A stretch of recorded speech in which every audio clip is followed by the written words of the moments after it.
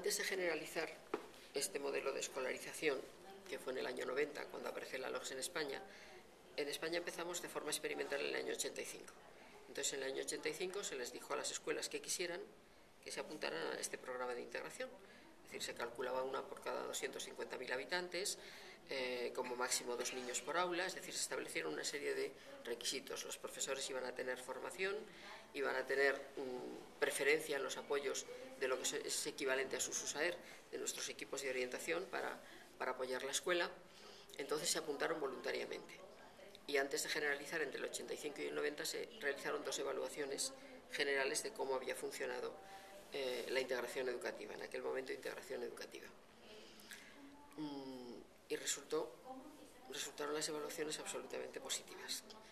También Hegarty tiene un libro que es El aprender juntos, está editado en Morata, ya pues, fue el primero casi del que bebimos todos, ¿no? También nos hablan en evaluaciones europeas de que cuando se hacen estas evaluaciones y se compara una escuela no integradora, no inclusiva, y una escuela inclusiva cuando están los niños con discapacidad integrados, en el ámbito social y afectivo sale una diferencia significativa a favor de la escuela inclusiva. Es decir, para la socialización y el desarrollo afectivo es perfecto. Para los niños con discapacidad y para los niños sin discapacidad, es decir, para todos, se relacionan muy bien. Yo creo que los niños entre ellos no tienen prejuicios. Los prejuicios los tenemos los adultos. Y claro, en función de cómo nosotros reaccionamos y les decimos a los niños, ellos ya crean esos prejuicios hacia el niño con discapacidad. Si la familia y la maestra no dice nada y todo lo que dice es positivo, entre los niños no hay problemas. No hay ningún problema. Es decir, yo los he visto cuando empezamos con esta mini integración experimental con los niños sordos. Yo he visto a 2 niñas, una sorda profunda, sin resto auditivo, y otra oyente de 6 años, hablándose al oído. Y yo decía, ¿pero qué hacen? Es decir, todos los que estábamos mirando decíamos, ¿pero qué hacen?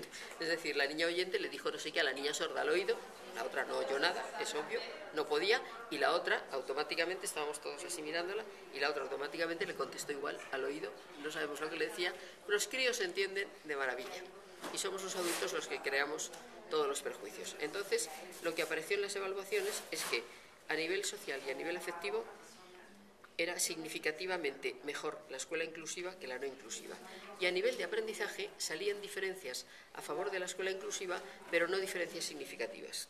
Es decir, los niños aprendían más en la escuela inclusiva, los de discapacidad aprendían más que en la escuela especial, pero no era una diferencia significativa. Ahora bien, aprenden más. ¿Por qué?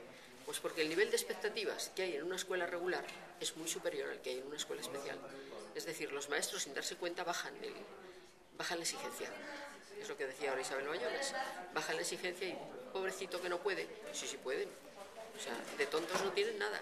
Se aprovechan de su situación absolutamente con todo el mundo. Entonces, ellos aprovechan la situación si pueden. En una clase regular, ellos no pueden aprovechar esa situación, porque los otros compañeros no les hacen ni caso. Si se ponen que lloran, que no quieren, pues tú sabrás, ahí te quedas solo, y eso lo aprenden enseguida. Entonces, aprenden más, aprenden más.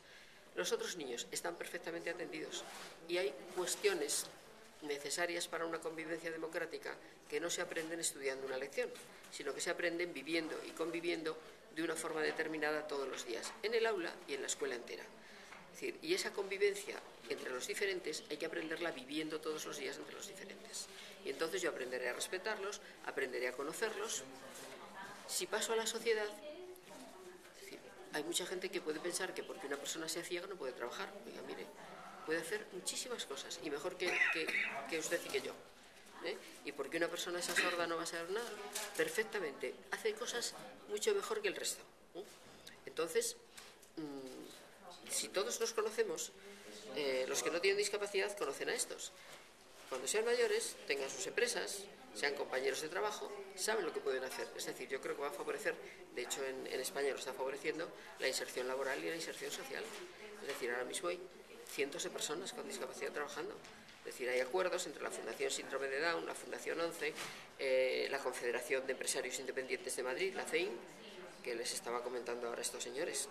Es que empresarios que se unen cada año, que tienen contratados a personas con discapacidad en sus empresas, y allí nos reunimos todos a cenar y ya vamos, es en el hipódromo de Madrid y son dos espacios enormes y empezamos siendo 5 mesas de personas, ¿no?, las que cenábamos, y eso tiene que favorecer la inserción laboral.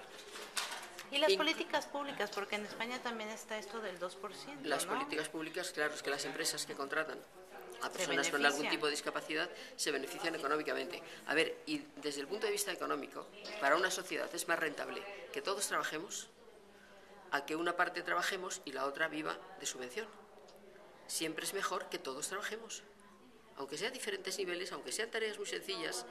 De lo que se trata es de desagregar las tareas que hay que hacer en una empresa y ver cuáles pueden hacer determinadas personas. Entonces, esa tarea la hacen mejor que nosotros, en muchos casos mejor que nosotros. Claro.